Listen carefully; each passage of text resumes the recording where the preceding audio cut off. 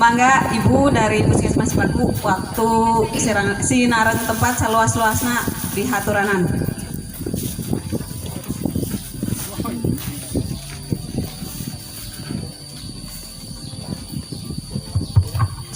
Bismillahirrahmanirrahim. Assalamualaikum warahmatullahi wabarakatuh. Waalaikumsalam warahmatullahi wabarakatuh.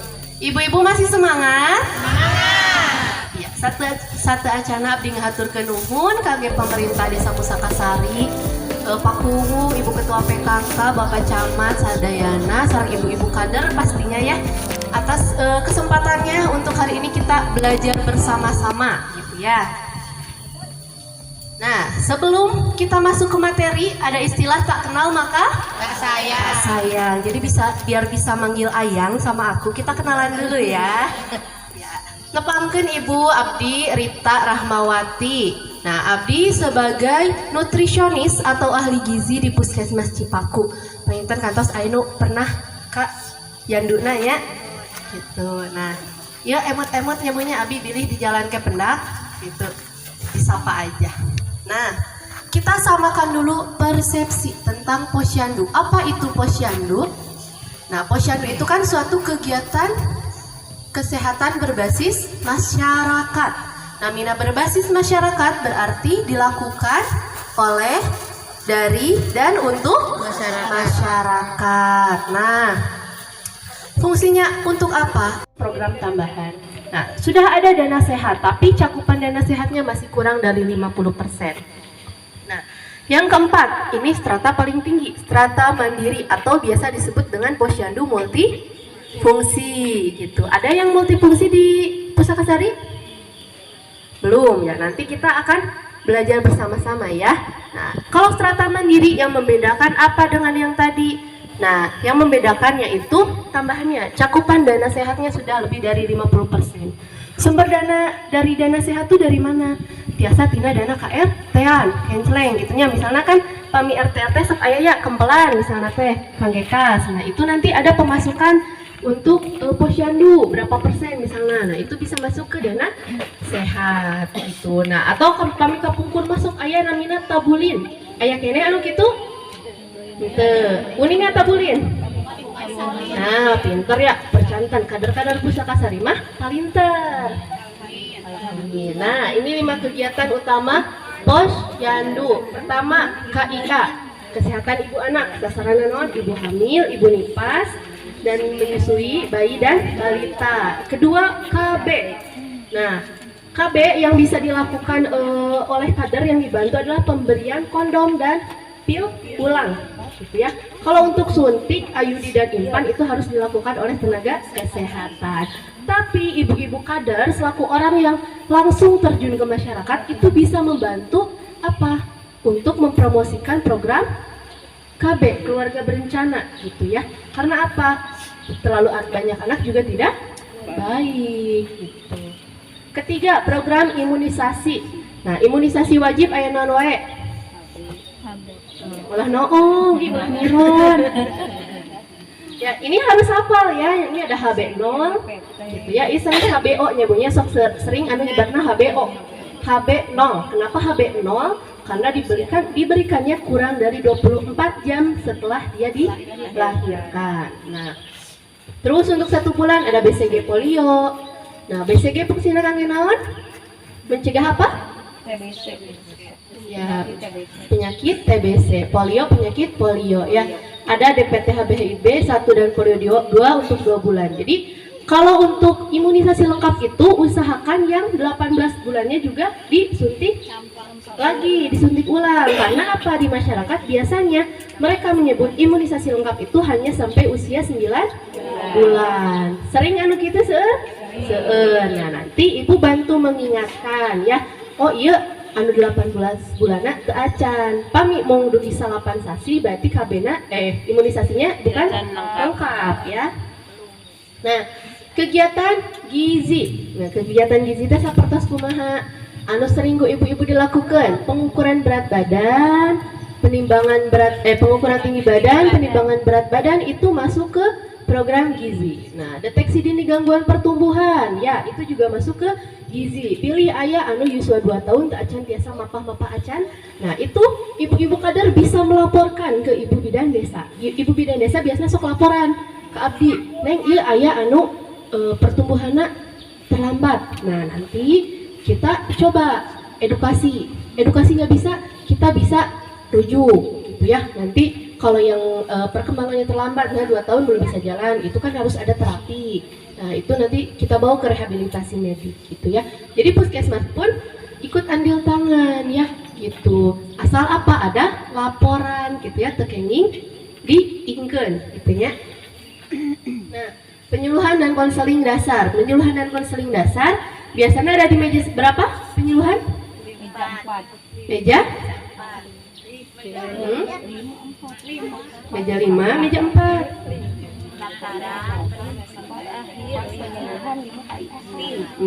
Meja 4 ya. Nah, kalau tidak ada tenaga kesehatan, ibu-ibu kader juga bisa ya gitu jantan. Meja 4 nasi jalan. Biasanya jalannya kalau ada dari puskesmas. Kalau enggak mah enggak ada penyuluhan. Nah, nanti ibu-ibu kader karena sering terpapar informasi kesehatan bisa melakukan penyuluhan. Sumbernya dari mana? Tong tebi-tebi tina internet ya. Ada buku KIA anu pink, kuninga pasti terang ya. Nah, di sana itu banyak materi mulai dari kesehatan ibu hamil, ibu nifas, ibu menyusui, kebutuhan gizi anak-anak ini kurang dari 6 bulan tuh harus dikasih apa? Anak MPASI pertama itu harus dikasih apa? Contoh menunya seperti apa? Itu ada di buku KIA. Ya, nanti dibaca lagi ya. Nah, terus pemberian vitamin Fe, nah itu juga ada di Posyandu ya, pemberian vitamin tos vitamin A. Nah, setahun berapa kali? 2 kali. Bulan Februari. Pinternya tos ngelotok ya Bu ya. Terus pelaporan ibu hamil kek, balita BGM dan nakes terkait. Ya, minimal sampai ke bidan desa. Bidan desa itu biasanya suka ada laporan per bulan. Nah, itu dilaporkan. Kalau untuk ibu hamil biasanya nanti dapat PMT pemulihan, PMT Kemenkes yang biskuit. Nah, itu diberikan selama 3 bulan. Nah, yang BGM pun kita kunjung, kita pantau ya Bu ya, kantor sareng ibu bidan sasarengan. Ada di salah satu posyandu, kita dampingi, oh si anaknya aina tos gemuk gitu ya, ayah bu bidan ngitungkeun fotona neng aina mah tos sae. Alhamdulillah, berarti pendampingannya baik gitu. Nah, terus program pencegahan diare. Pencegahan diare itu penyuluhan PHBS ya, bisa dilakukan dengan penyuluhan PHBS. Uninga PHBS naon? Berlaku hidup bersih dan sehat. Pintar ya Bu ya. Terus penanggulangan dasar, pemberian oralit gitu ya. Oralit di apotek seueur tiasa meser. Yang diare itu wajib diberikan oralit. Kenapa? Agar tidak terjadi dehidrasi atau kekurangan cairan. Nah, terus laporkan ke bidan desa. Karena bidan desa biasanya seminggu sekali itu sok ditagih, sok ditaroskeun aya anu diare henteu. Pilihna ada KLB atau kejadian luar biasa. Misal di dusun Urug anu diare aya 5, tiba-tiba aya 5 banyak, atau tiba-tiba ada 10 di satu RT misalnya. Nah, nanti kita lihat kok bisa, kenapa di satu RT itu ada yang diare sampai 10 dalam satu waktu, dalam 1 minggu terakhir. Apakah di sana ada jajanan yang kurang bersih sehingga menimbulkan diare, ataukah airnya di sana seperti apa? Nah, nanti itu kan kita bisa melakukan intervensi dari puskesmas seperti itu. Nah, 5 meja posyandu tadi ya, penimbangan, pencatatan, penyuluhan, dan pelayanan kesehatan. Di dia ibu-ibu kaderna pamilih 5 meja sok nguir tara di rolling tara, jadinya yuk abi nyepeng meja pendaftaran ti 1886 dugi ke ayeuna. Nah, ke riweuhna paminoon pami bade aya lomba posyandu nembe riweuh di Al-Azhar aya nu kitu? Aya. Nah, nanti usahakan ya Bu ya, setiap bulan itu di rolling. Misalnya ayeuna Ibu Dewi di meja pendaftaran, awas sasi payun mah berarti bagian di penimbangan. Jangan ke sadayana biasa ya. Gitu. Nah, pencatatan dan pelaporan posyandu. Aya sabaraha register? Register posyandu ada berapa? Hah? Ada berapa? Ada? 6. Malu-malu ibu ih. Emang Abi menyeramkan? Kenapa juga sarian dia ih? Tenang.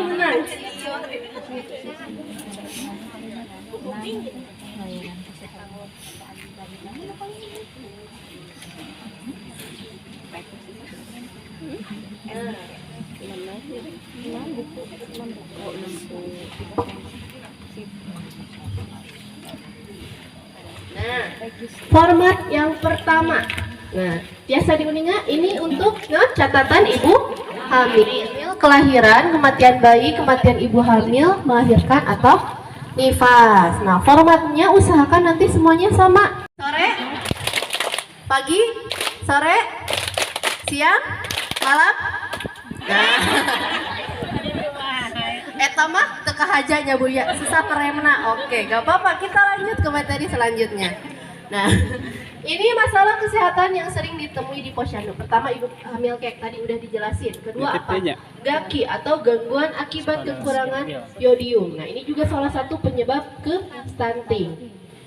Dan dia bisa menyebabkan IQ rendah. Nah, pemerintah itu sangat baik ibu. Agar masyarakatnya sehat, dia melakukan fortifikasi atau penambahan zat gizi pada makanan. Nah, si yodium ini ditambah guna dina naon? Dina garam. Sok ningalinya aya seratana dina plastik garam beryodium. Nah, itu dimasukkannya ke garam. Kenapa ke garam? Karena garam itu dikonsumsi oleh semua kalangan masyarakat. Ya, mau menengah ke bawah, menengah ke atas, semuanya konsumsi garam dan harganya emang cenderung murah kalau garam itu ya.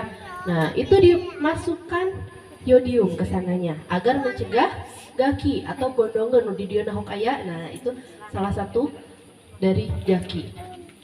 Nah, cuma masalahnya adalah masalah ini sering timbul bukan karena mereka tidak membeli garam yang beryodium, tapi dalam pelaksanaannya itu sering salah kaprah.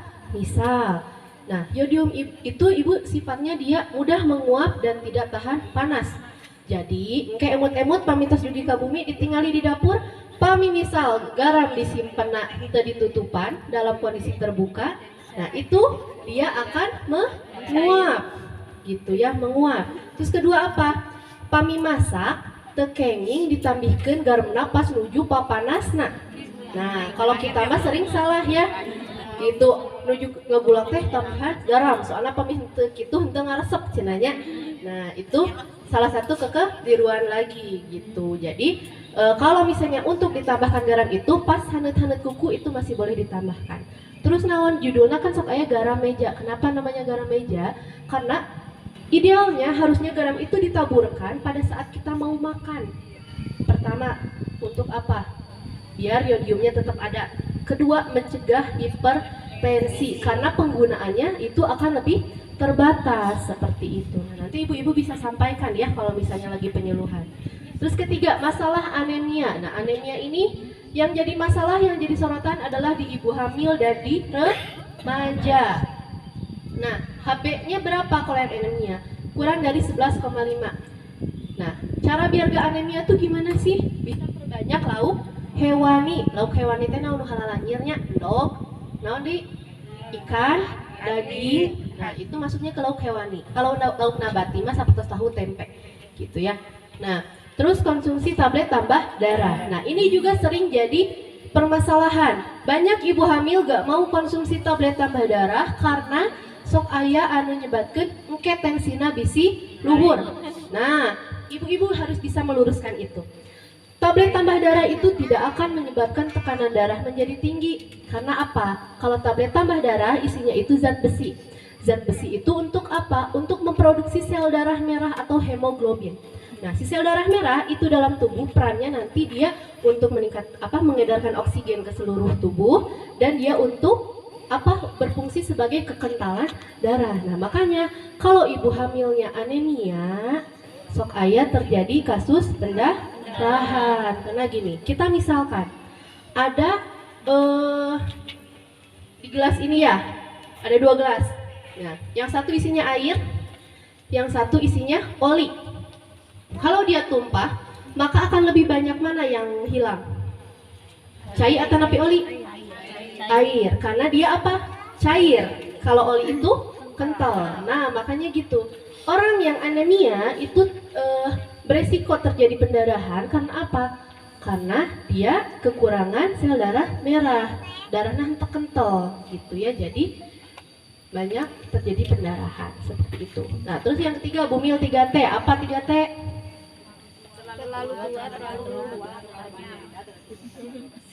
Terlalu banyak, terlalu muda, terlalu tua, terlalu sering, Melahirkan. opate non Bu? Oh, terlalu jadi ayo opat ya, terlalu tua, terlalu banyak, terlalu muda, terlalu dekat. Jaraknya terlalu dekat juga tidak boleh, tidak baik ya gitu. Karena apa? Anaknya masih memerlukan perhatian lebih dari ibunya ya gitu. Nah, terus kalau misalnya terlalu muda juga tidak disarankan karena apa? Organ reproduksinya belum siap seperti itu ya. Nah, ini masalah yang sering juga terjadi ditemukan di masyarakat, yaitu gizi buruk. Nah, satu aja nak, Abi badai meluruskan. Gizi buruk dan stunting itu dua hal yang berbeda. Jadi kalau yang stunting jangan disebut gizi buruk. Kalau stunting itu dia stunting. Kalau gizi buruk dia gizi buruk. Itu dua indikator yang berbeda. Kalau gizi buruk indikatornya adalah berat badan berdasarkan tinggi badan.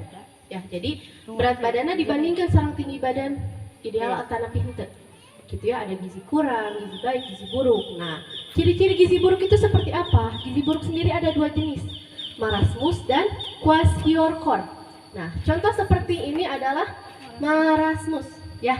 Dulu tahun 2020 ada di wilayah kerja Puskesmas Cipaku yang seperti ini.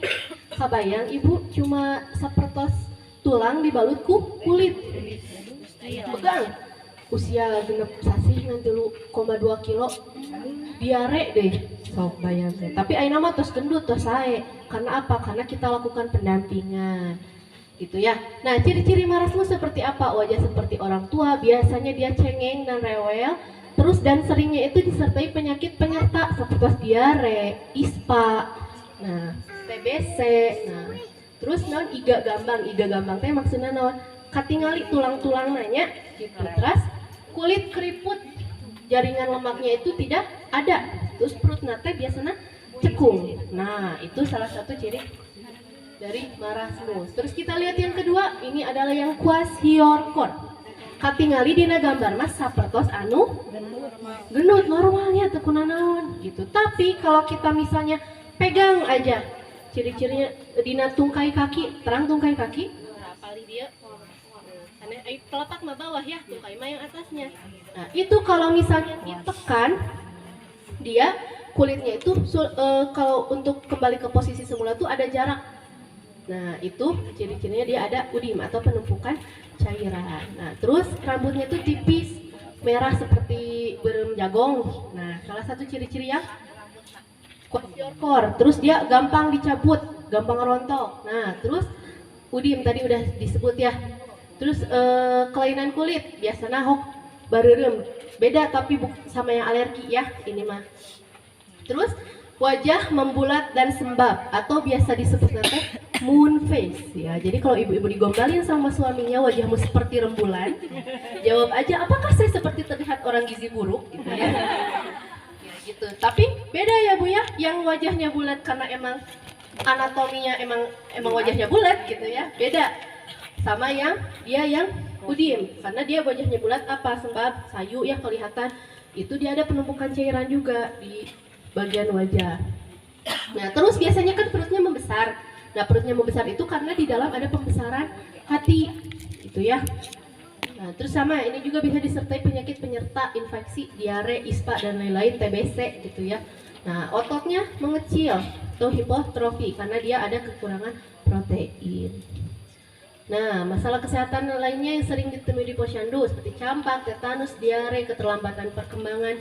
Nah, itu juga harus dilaporkan ya Bu ya. Seperti tadi, misal ayah anak anu misalnya teh berat badan sareng tinggi badannya tidak sesuai, itu nanti laporkan ke petugas kesehatan gitu ya. Tiasa diuninga ibu tina buku KMS, aya nu nyenak buku KIA teu? Tanya abi hilap teu nyawa. Nah, nanti dilihat ibu di buku KIA itu kan selain BB per U yang biasa diisi sama ibu-ibu ya, yang garis kuning, bawah garis merah itu mah yang biasa ibu-ibu isi. Itu indikator berat badan berdasarkan usia. Ada lagi indikator kolomnya, grafiknya tinggi badan berdasarkan usia. Nah, itu TB per U untuk deteksi apa? Stunting. Nanti kita lihat, saya ada contohnya. Terus kalau BB per TB itu ada grafiknya lagi. Nah, itu untuk deteksi gizi kurang, gizi buruk. Karena apa? Berat badan berdasarkan tinggi badan. Kalau dulu mah anu gizi buruk teh anu BGM ya, bawah garis merah. Nah, itu indikatornya sekarang sudah berbeda ya Bu ya. Nah, kita kan jadi update nih pengetahuan, jadi tahu ya yang terbaru seperti apa. Nah, ini nah, kita masuk ke materi stunting. Nah, biar gak ngantuk, kita lihat dulu. Ibu-ibu, ayo tunduk. Nah, kita masuk ke materi tentang stunting, gitu ya. Akan saya bahas sedikit-sedikit, nanti dilengkapi sama Ibu Bidan Elin ya dari Dinas KB, gitu ya. Nah, sebelum masuk ke materi selanjutnya, kita ice breaking dulu ya. Kita main game bentar biar gak ngantuk, gitu ya. Nama gamenya ikuti yang saya katakan, gitu ya. Tapi kita pakai gerakan. Misal kata saya teh pegang mata, ibu-ibu pegang mata, pegang kepala, pegang kepala, pegang telinga, pegang telinga. Paham ya? Paham. Oke. Pegang mulut, pegang telinga, pegang dagu, pegang dahi, pegang kepala, pegang hidung. Hidung. Oh, fokus berarti ya. Sekali lagi deh, sekali lagi. Pegang kepala, pegang telinga, pegang mulut, pegang dagu, pegang pipi, pegang telinga, pegang kepala, pegang hidung, pegang mulut, pegang dagu. Yang dagu pindah sama dahi.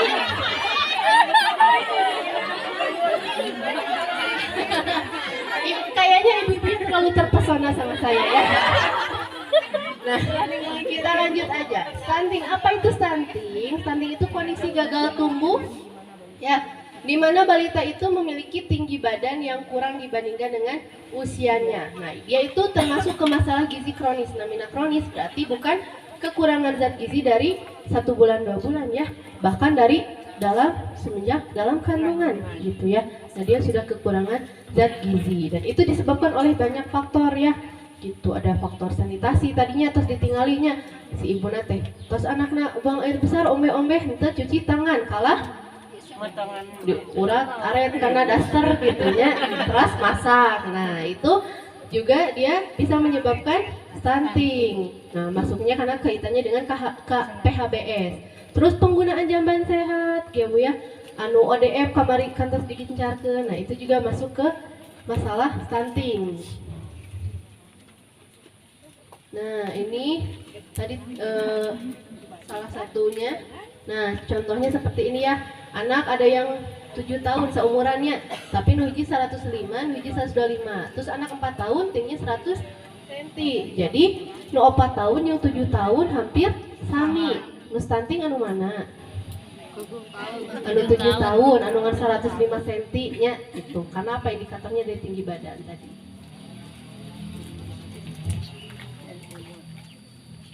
Nah, ini faktor yang mempengaruhi derajat kesehatan masyarakat. Nah, saya sering banyak pertanyaan tentang kalau keturunan itu bisa menyebabkan stunting atau tidak. Nah, kalau keturunan itu hanya 10% menyumbang pada faktor stunting. Sok ayanya anu misalnya teh ibu bapana kirang jangkung tapi anakna teh jangkung. Gitu cenah. Alhamdulillah abi mah budak teh jangkung geuning meskipun ibu bapana pendek ge. Nah, ku ibu tadi temelana eta mah budak tetangga meureun. Ade ulah kitunya. Nah, karena apa? Yang 10% ini kalau misalnya kesehatan lingkungannya bagus, MPASI-nya bagus, anaknya ASI eksklusif gitu ya, terus ketika baru dilahirkan dia IMD, imunisasinya lengkap. Nah, yang 10% ini bisa kekubur. Jadi dia bisa tingginya itu bagus ya. Nah, tapi kalau misalnya dia udah punya faktor genetik pendek. Nah, terus lingkungannya kurang bersih. Anaknya nggak asih eksklusif, mamna sakohoyong budak gitunya. Kadang budaknya dikasih mie jeung sangu, jadi mana itu sama-sama karbohidrat gitu. Jadi zat gizinya kurang. Nah, jadi da ieu mah budak teh pendek teh da keturunan. Kenapa sih keturunan anu meunang muncul gitu ya? Bilang di KIA, di buku KIA itu ada tinggi badan per usia. Nah, untuk deteksi stunting. Nah, nanti mah dibuka ya. Kalau udah nyampe misalnya ke rumah terus ada buku KIA, coba dibuka. Nah, itu yang membedakan apa? Kalau biasanya kan ke pinggir kolom usia, sama ini juga ke pinggir kolom usia. Ke atas biasanya kolom berat badan, anu garis koneng, bawah garis merahnya. Nah, ini ke atasnya itu kolom tinggi badan. Jadi misinya sama seperti itu ya Bu ya, paham? Paham. Yang membedakan apa? Di ujungnya itu ada angka 3, 2, 0, minus 2, minus 3. Nah, yang dikatakan stunting itu kalau dia tinggi badannya ada di antara minus 2 dan minus 3 disebutnya pendek. Di bawah minus 3 disebutnya sangat pendek. Nah, jadi KHD tekenging aya istilah ima budak teh untuk stunting dan gendut. Beda indikator ya Bu ya.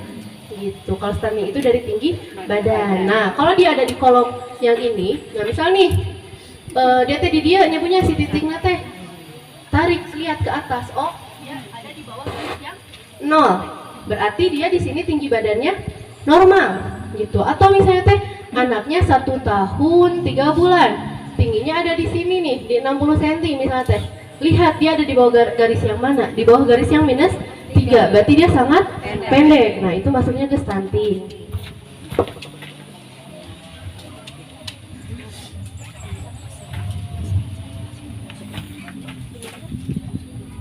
Nah, ini yang sering salah dalam penentuan stunting atau tidaknya itu adalah di pengukuran antropometri atau pengukuran tinggi badan gitu ya. Jadi sok aya anu salah karena diukur tinggi badan, setelah divalidasi oh dia gak stunting, cuma kemarin salah cara ngukurnya. Kita belajar cara yang baik seperti apa. Nah, untuk anak usia lebih dari 2 tahun itu anak diukurnya dengan posisi berdiri. Kurang dari 2 tahun diukur dengan posisi berbaring. Nah, kalau misal anaknya teh 1,5 tahun tapi nangis alim pami di piwarang bobo hoyongna sambil berdiri. Nah, itu harus dilakukan faktor koreksi. Jadi diubah dari dari tinggi badan ke panjang badan. Carana kumaha? Ditambih 0,7 cm. Misal contoh, anak 1,5 tahun diukur sambil berdiri ya 70 cm. Nah, harusnya berarti dia ditambah 0,7 berarti 70,7 cm. Atau sebaliknya, anak lebih dari 2 tahun tidak mau diukur sambil berdiri, pengen sambil terlentang, sambil tidur. Berarti dia dikurangi 0,7 cm. Nah, tapi kehadian nitip, pami misalnya diukur tinggi badan, wayahna sepatu atau sendalna dibuka, sok aya no dianggenya gitu. Terus naon kunciran, ya apalagi kalau cewek-cewek kan suka lucu ya. Dikuncir air mancur ka luhur, tadi buka heula, kunciranna ka ukur. Nah, itu juga bisa menyebabkan bias atau kesalahan pada saat pengukuran. Gitu ya. Kunciran belakang pun harus dilepas. Kenapa? Karena kalau diukur tinggi badan itu tumit, bokong, pundak, kepala itu harus nempel, ya. Nempel ke dinding.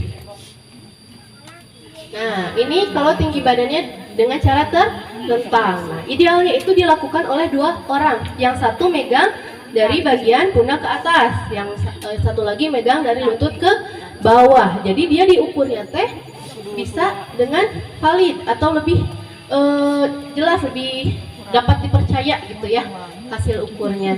Itu karena kan kadang kalau sambil tidur anaknya bari miri, bari kaki nate nekuk da alim tetejeh teh gitu ya. Jadi nggak apa-apa kalau misalnya petugasnya terbatas nih cuma bisa 1 orang, satu lagi bisa dibantu sama ibunya. Sok ibu megang dari bagian kepalanya ke abis sampai anak gitu ya, diukurnya sambil terlentang seperti itu.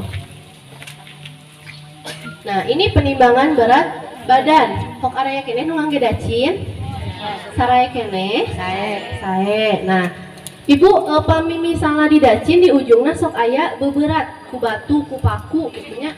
Eta teh fungsina kangge naon? Nah, laras ya namanya bandul penyeimbang gitu ya. Ini mah pasti udah pada hafal ya gitu. Lanjut aja. Kalau yang digital pada punya? Saya. Nah, ini kita bahas dulu terkait PMBA atau pemberian makan bayi dan anak untuk apa? Mencegah stunting dan terjadinya gizi buruk, gizi kurang. Nah, pada 6 bulan pertama itu berikan ASI atau napi sok disebutna naon? ASI eksklusif. ASI eksklusif itu berarti dia hanya diberikan ASI sampai usia 6 bulan, tidak diberikan apa-apa lagi, tidak diberikan air putih, tadi pasti krok cau, tadi pasti madu, tadi pasti bubur tipung. Nah, itu namanya ASI eksklusif. Atau kumaha mun misalnya anak sakit, harus ada obat yang diencerkan. Diencerkeun kunaon air putih gak boleh mah. Diencerkeun ngangge ASI. Nah, seperti itu ya. Nah, ini untuk pemberian ASI itu frekuensinya ya. Dalam satu hari itu kurang lebih berapa kali? 12 kali atau setiap 2 jam sekali. Nah, kemarin waktu itu yang berat badannya kurang, pernah ada itu apa? Ibunya lupa cara menyusui gimana. Jadi disusukeun teh si anak teh saunggahna. Sementara kalau bayi itu seringnya tidur. Jadi ada budak nage anteng bu teh gugah-gugah jadi tadi pasti asiku abi teh. Oh, berat badannya susah naik. Setelah kita edukasi, setelah ada perubahan perilaku, berat badannya terus naik. Nah, kayak gitu ya. Satu hari kurang lebih 2 Nah, ini cara-cara menyusui ya Bu ya. Kita bahas aja. Nah, ini kandungan ASI. Nah, ASI yang ini tahu namanya apa? Ah, pinter. Saha ibu namina? Ibu ada. Ya, kayak kenging hadiah tuh Bu Daneti. Nah, ini namanya kolostrum atau ASI yang baru pertama kali keluar. Nah, itu dia harus diberikan. Kalau zaman kapungkur mah tara dipasikeun karena naon cenah? Eta teh ASI kokotorna kudu dipiceun. Nah, kalau ada di daerah ibu, di lingkungan ibu yang seperti itu, tolong luruskan. Itu harus diberikan karena apa? Dia mengandung apa? Banyak vitamin A dan banyak mengandung zat-zat untuk kekebalan tubuh gitu ya. Nah, terus ini dan ini ketinggalinya punya keuningan bentena anu sebelah kanan abdi warnanya lebih bening, sementara yang sebelah sini lebih pekat warna putih nanya. Nah, bedanya apa? Ibu dalam pengeluaran ASI itu ada 3, ASI awal, ASI tengah, dan ASI akhir. ASI awal itu kandungan paling banyaknya adalah air. Untuk apa? Untuk memuaskan rasa haus si bayi gitu ya. Nah, sedangkan nanti ASI akhir itu ASI tengah menuju akhir itu keluar setelah 15 menit menyusui. Makanya idealnya menyusui itu jangan kurang dari 30 menit. Nah, tapi kenyataannya di kita adalah kalau menyusui biasana sok kiri kanan, nembe menyusui 5 menit anu kiri cenada eta sanguna dialihkan ke anu kanan rencangna.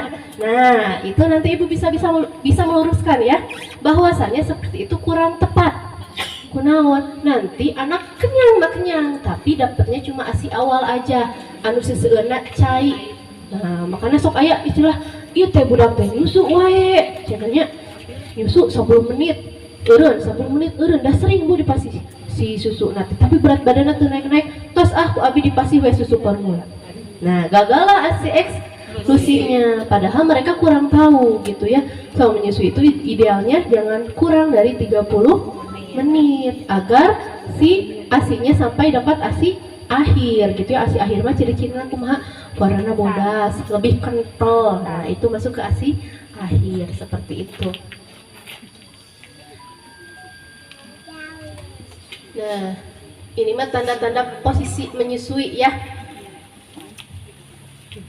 Nah, terus kalau menyusui posisinya, nah ini pelekatan yang menyusui atau biasa disingkat dengan amoebidapi. Ana naon areola bagian nu hideung dina payudara. Nah, itu masuk semua ke mulut bayi. Cik Iya, katingali bentena. Anu leres anu mana? Anu sebelah? Kiri dari ibu ya, kanan dari saya. Nah, ini adalah posisi pelekatan yang baik dan benar. Nah, tadi areola bagian hitam masuk sebagian besar ke mulut bayi. Jadi dia itu menyusui dari payudara, bukan dari puting. Kalau dia menyusui dari puting, sok aya istilahna naon anu lecet-lecet ya. Nah, sok aya istilah anu lecet-lecet. Nah, kalau biasanya anu puting lecet, ibunya gak mau menyusui, paranas tiris, ya. Jadi gagal deh asina gitu. Nah, terus naon mulut bayi terbuka lebar, dagu bayi menempel ke payudara ibu, terus pipi nah mata menatap ke atas, terus bonusnya adalah kalau kelihatan dia pelekatannya baik, itu mulutnya menggembung dan terdengar suara glok glok glok glok gitu ya. Kalau bisa terdengar suara itu, nah berarti dia menyusunya dari puting bukan dari payudara. Nah, perbedaannya bisa dilihat ya. Kalau misalnya pelekatannya baik, itu ASI yang keluar akan lebih banyak dibanding yang dia menyusu dari puting seperti itu. Nah, bayi menolak disusui itu kita harus lihat karena apa? Apakah dia ada trauma? Misalnya teh, yuk keparana kegencet, si ibuna diteken teuing, jadi dia gak mau menyusui. Atau misalnya ada tanda-tanda sakit, misalnya dia teh ada sariawan atau apa, nah itu bisa dilihat. Kalau misalnya ada tanda-tanda sakit, cepat rujuk ke ibu bidan ya. Nah, ini untuk yang ibunya bekerja tetap bisa memberikan ASI eksklusif. Caranya dengan apa? Menyimpan ASI atau melakukan ASI perah gitu ya. Nah, ibu sok sering anu ngangge ASI sapertos kieu? Sering. Nah, itu tidak disarankan. Kenapa? Karena dia ujungnya karet. Nah, kalau misalnya ada ASI yang masuk terus terbawa ke botol gitu ya. Nah, terus ASI-nya teh udah lama. Nah, kalau ASI itu kan sifatnya dia gampang tumbuh bakteri. Makanya kalau dikasih ASI perah itu harus dimasukkan ke lemari pendingin agar memperlambat tumbuhnya bakteri. Nah, tipe yang seperti ini dia sulit untuk dibersihkan gitu ya. Nah, sementara yang bawah itu, nah yang seperti ini dia lebih mudah dibersihkan. Jadi sampai si selak-selaknya itu bisa dibersihin. Kalau yang tadi itu gak bisa gitu. Kalau misalnya anak kemakan ASI yang udah tumbuh bakteri, nanti larinya ke apa? Ke diare seperti itu. Nah, ini pemberian makan dengan cangkir. Biasa ibunya ngasih makan ngangge cangkir. Hindari terlalu sering penggunaan dot. Kenapa? Agar anaknya tidak bingung puting. Makanya istilah bingung puting. Pamidina dot, anak tuh kok gak usah usaha. Dia diem aja, cairnya netes-netes. Beda dengan kalau dia menyusu. Kalau menyusu itu dia harus usahakan menghisap.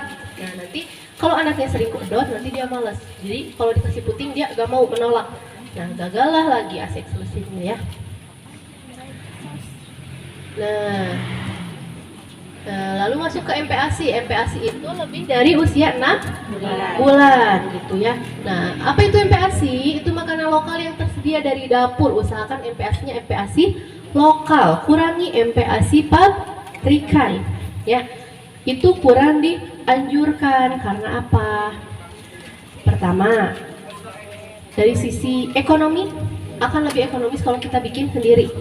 Sisi kebersihan juga lebih paham ya. Kan enak masuk ayahnya di anu misal jual MPASI gitu ya. MPASI rumahan sih tapi dijual sama orang lain. Sementara kita nggak tahu itu kebersihan seperti apa, air yang digunakan seperti apa. Nah, ini 4 komponen utama MPASI. Ini harus ada agar disebutnya nanti MPASI lengkap gitu ya. Nah, pertama sumber karbohidrat. Naon ibu sumber karbohidratnya contohnya? Nasi, terus jagung, terus kentang, terus roti, terus tepung-tepungan, umbi-umbian, singkong. Nah, itu masuk ke karbohidrat. Kedua apa? Protein nabati. Protein nabati itu dari kacang-kacangan dan produk turunannya seperti tahu, tempe, kacang kedelai gitu ya, kacang berem. Nah, itu masuk ke nabati. Ketiga adalah protein hewani. Nah, tadinya halanyirnya dog, ikan, telur, daging gitu ya. Dog jeung telur rasanya keju. Nah, keju mah susah lah ya Bu nyarinya, yang lokal aja yang gampang kita temui. Ya, terus sayur dan buah itu sebagai sumber vitamin dan mineral. Jadi usahakeun mah pami masih MPASI ke anak tekenging mung misalnya teh bubur tipu unggul diguna beureman. Eusina naon karbohidrat unggul. Karbohidrat itu akan cepat diolah oleh tubuh jadi energi. Jadi si anak bisa ngorondang, jarinya bisa gini-gini, itu kan karena ada karbohidrat, sumber tenaga utama, itu paling mudah dipecah. Nah, sedangkan untuk pertumbuhan tinggi badan, perkembangan otak, perkembangan organ-organnya itu butuh banget dari protein. Nah, jadi mangga bade masihan bubur tipung kamurang kali, tapi sok bubur tipungna tambihan endog dikocekeun, tambihan sayur anu tos diparut, nah, tambihan tahu dihijikeun, tambihan sok bawang bodas, dikasih salam, dikasih jahe, boleh dikasih apalagi garam, dikasih gula, itu nggak apa-apa. Atau misalnya ibu nggak ada mau kaldunya dira, ditambihan misalnya ibu nggak godokeun ceker, nah sok anu nggak ada gelegan, nah itu kan lemakna, itu sebagai BB booster atau penambah berat badan. Itu ditambihkan bagian dari itu karena makanan, dia akan nambah rasa gurih. Jadi kita gak perlu pakai micin, gak perlu pakai roiko, masako, karena itu kita pakai yang alami yang ada. Nah itu MPASI-nya udah lengkap. Biar hafal apa itu makanan yang harus ada di MPASI, nah kita nyanyi lagunya, liriknya kayak lagu bintang dalam PMBA, makanan pokok dan kacang-kacangan, sayur dan buah serta lauk hewani, tidak lupa diberi vitamin A. Sekali lagi lebih semangat. Terus aca ruang tuh aja. Nasi belum makan, padahal lontong teh sami sareng sama dengan sanggung gitu ya. Yuk lebih semangat ya. 1, 2, 3, 4 bintang dalam PMBA, makanan pokok dan kacang-kacangan, sayur dan buah serta lauk hewani, tidak lupa diberi vitamin A. Ya tepuk